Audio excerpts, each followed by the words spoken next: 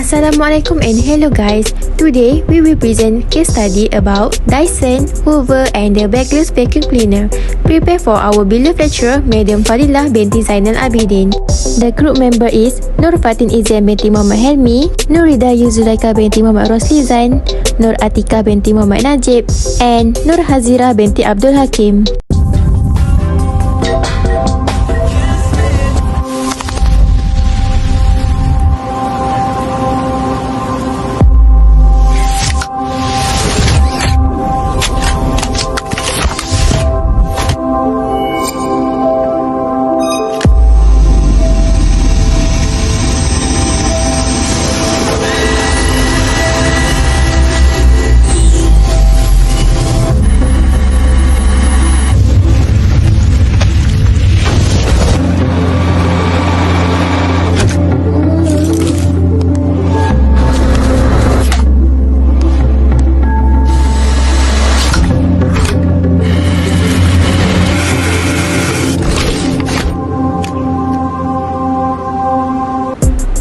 You see the video show just now?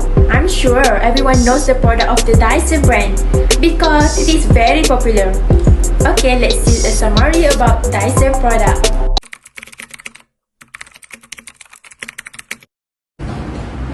This case study illustrates many of the challenges that come with launching a new product. The product in question made use of cutting-edge technology that was initially dismissed by established manufacturers.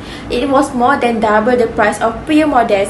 Yet, it finally captured more than half of the vacuum cleaner market in the United Kingdom in less than 4 years. Dyson Appliances Limited is a British technology firm founded in 1993 in the United Kingdom by James Dyson. Dyson came up with the world's first cyclone bagless vacuum cleaner. The story behind the invention of Dyson's cyclone vacuum cleaner began in 1978 when James Dyson was vacuuming his home with a machine made by Hoover. Since the accumulated dust easily clogged the pores of the cleaner pockets he released, his vacuum cleaner was constantly losing suction strength.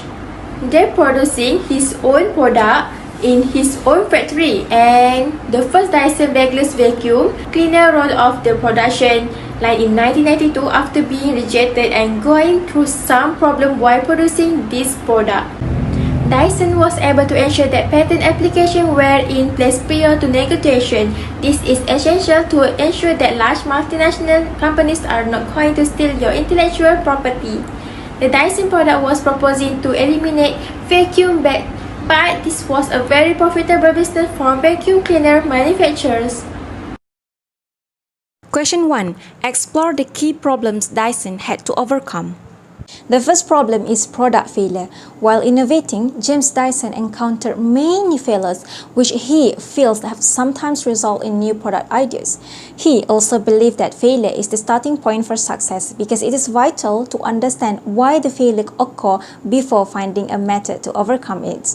The design failure that faced by Dyson is Dyson Contrarity, the washing machine, which substitutes a typical single drum with two drums that revolve in opposite direction to replicate a hand washing activity. Dyson was up against well-known companies like Bosch, Electrolux, and Hoover. Due to excessive production costs, the Contrarotator was discontinued in 2005. The company lost £90 million due to the washing machine cooperation cost. The second problem is lack of money. Even though with products that have proven successful, he finds that it's very difficult to borrow money. Dyson looked at the idea of locating a manufacturing in an area that qualifies for government development grants. He attempted Southwell, for example, but was denied a grant by David Hunt, the World Office Minister at the time. After a few months of negotiation, Dyson's local bank manager finally agreed to lend him more money, thus he was able to build up his manufacturing factory in Wiltshire. Next problem is lack of retailer support. James Dyson began visiting prominent UK white goods retailers such as Currys, Dixons and Comet to organize sale orders. Armed with a gleaming new DC-01, Dyson unfortunately was disappointed by their response. Simply put, retailer was skeptical that the British consumer would be prepared to pay up to 3 times more for a vacuum cleaner. Furthermore, Dyson Bagless model costs twice as much as the market leader. Question 2. Characterize the types of innovation and new product development in the mature vacuum cleaner market pure to Dyson. Are there other industries in this situation? Dyson company focus on suction and motor control. Dyson is a success story in terms of innovation. The Dyson DC01 dual cyclone, the first vacuum cleaner with consistent suction, was introduced in 1993. Then, the DC15 has groundbreaking ball technology, which replaced a vacuum cleaner standard, and flexible wheel with a ball that allowed the cleaner to navigate past furniture and other impediments, and simplifies the struggle of moving a vacuum across a room. Dyson has been a committed user of an XTM Next Generation digital product development software system since 1998. Dyson used more than 100 software in the Dyson R&D team, design engineers who are part of the new product development team that generate ideas and concept. Dyson began their new product development with a fast transition from concept to 3D, detailed 3D models that helped them clarify their thinking and refine the ball mechanism was produced by design engineers by using NX. The modeling features within NX enable Dyson's design engineers to work extremely quickly. Question 3. Manufacturing the product has turned out to be hugely profitable. Yet, this was not the original plan. Why not? The main purpose of products manufactured is to solve the problem faced by James Dyson. He was frustrated with his Hoover Junior vacuum cleaner's diminishing performance. James Dyson noticed that vacuum cleaner works well when a new bag is fitted, but it makes the vacuum quickly lose much of its suction. Then, with his knowledge and his expertise, he built over 1,000 prototype vacuum cleaners and produced conventional vacuum cleaners. Next, Dyson was producing his own vacuum cleaner products in his own factory and rolled off the production line in 1992. With the manufacturing of the product, it has proven to give a huge profit to Dyson manufacturer. But it's not the original plan because the main plan is Dyson wants to license his patent to the establishment companies, and in return, the profits payout plus royalty for every unit sold. On the other hand, the process is not easy and hard to have an agreement with them. This is because many companies doubted this new vacuum cleaners technology. Furthermore, after several negotiations, Dyson has an agreement with Apex Inc., which is Japanese company that want to manufacture and sell their exclusive product patent in Japan under the GeForce brand. The successful licensing in Japanese companies has given decent revenue in return to Dyson. This level of income earned, Dyson started planning the establishment of manufacturing facilities in the United Kingdom. Next is question 4. Explain the rationale behind Electrolux and Hoover's decision not to purchase the license from Dyson. Given Hoover's development of the triple vortex, how do you assess this decision? What level of royalty would have been reasonable for both parties? That is Dyson and Hoover. Electrolux and Hoover have made the decision because they already have a strong brand in the market. They have created their own market's consumer with well-known brands. They have a strong belief in their product's technology and claim they were effective traditional vacuum cleaning technology in this century. Furthermore, their product technology also has higher suction power and it's better than Dyson. Next, the decision occurs also because they were expected Dyson will give low reward for manufacturing the exclusive product patent. This will affect the intellectual property between R&D experts of the company and Dyson. On the other hand, the decision of Hoover's development in triple vortex will help in increasing their brand sales and expand their target market in the future. Furthermore, there is the reasonable royalty that has been achieved for both parties. The royalty is about the percent of the value and product sales volume that has been achieved. Thus, the Dyson royalty is 33.5% and the Hoover's royalty is 12.3%. This shows the Dyson royalty is higher than Hoover royalty. Why is negotiating a license for a new product is so difficult? Firstly, a licensing agreement is a contract that allows another parties to utilize a person or legal entity by intellectual property's right. The individual with fresh product ideas that who want to bring them to market usually must employ licensing agreement. Under the contract circumstances, licensing a new product can eliminate the most of the risk and financial expenditure that involve with the product development, while still providing a return for the inventor.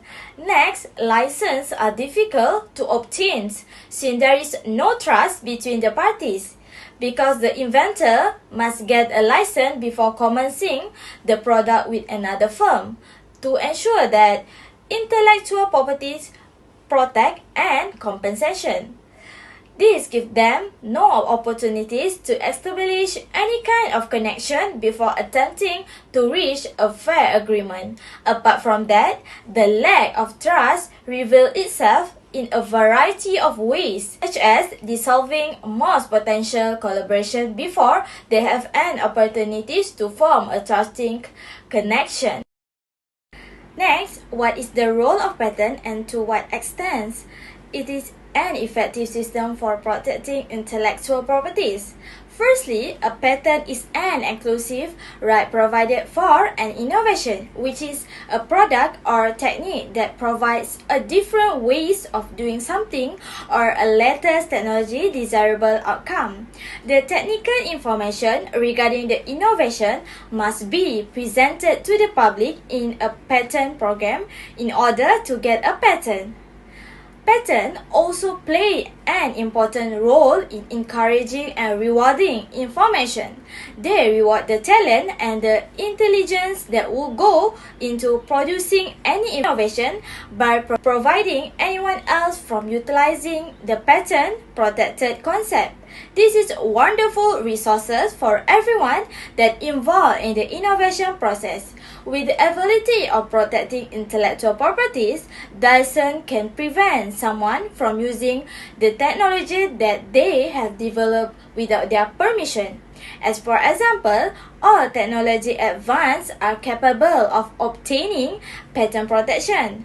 Method can also be safeguarded and remembered to carefully consider each unique of the characters. So, every Dyson machine contains a variety of invention, each with its own set of patents. Question 7. Not all firms invest in R&D. What should be the level of expenditure on R&D for a firm? R&D spending are related with the types of firm's performance. The relationship between R&D spending and firm performance dependent on corporate strategic positions. According to Guo et al. 2018, only non-state-owned enterprises show a link between R&D spending and firm performance. The advantage of firms that use a product differentiation strategy is their distinctiveness, which must be backed up by ongoing significant research. To set themselves apart from their competitors and avoid the detrimental impacts of technological spillover, they must invest a large amount in R&D. This is different with a cost leadership strategy. This firm aims to outperform other companies via aggressive pricing and economies of scale. R&D spending is necessary to help for ease manufacturing of product design and optimization of production. But excessive R&D spending goes against the cost-cutting concept and may result in unneeded financial burdens. Next is question 8. Explain the very different market entry strategy used for the United States. Dyson entered the United States market in 2002 after having experienced years of success in the United Kingdom. They have made a drastic decision by entering the market without any patent protection. This is because Dyson has used a different strategy to market his vacuum cleaners product in the United States than in the United Kingdom in the past over years. Dyson had used the Doesn't Lose Suction campaign to promote and market their products into the United States target markets. Furthermore, Dyson was awarded a $14.4 million budget from ad agency Phelan Worldwide to launch the campaign. The ad agency tries to trust this product and citing strategic difference. This is because James Dyson believed the United States is the big place and this country relies on conversation. And this made him change their strategy to market their products in the target market. They targeted 30 to 40 years old consumers, allergic sufferers, and pet owners. Thus, they have achieved a huge profit with no intellectual property protection. Dyson has put faith in the brand strength that has been established and grown over the previous 10 years. With the integrity of the brand, they have yield sales 1.5 million units were sold in 2006. Lastly, how can Dyson succeed in the highly competitive hairdryer market? Dyson designed the product using the advanced technology to appeal to the public community and the product that are convenient and also useful to everyone. The Dyson Supersonic hairdryer has a revolutionary digital motor with the 13 blends instead of the standard hairdryer. This guarantees that the hairdryer loudness is pushed well reach beyond the normal reach. The engine is also believed to be the smallest and lightest in the Dyson reach. There are 4 heat settings, which is 3 airflow setting and 1 a cool setting on the styling tool. 3 magnetic connectors are also available for further style flexibility. The airflow was boosted with air multiplier technology, which is generate a regulate and high pressure stream that is purposely oriented at 20 degrees for style and drying optimization. Dyson argues that significantly investing in research and development is the secret to growth, and his high appreciation for innovation sets him apart from other companies, which help to explain why he insists on maintaining what are regarded insanely large yearly research and development investment in the United Kingdom. As a result of this constant research investment, a company that started with just one product now sells over a dozen all upright or canister vacuum cleaners, each one more refined and technologically advanced than the one before it. Thank you for listening. Do you have any question for us?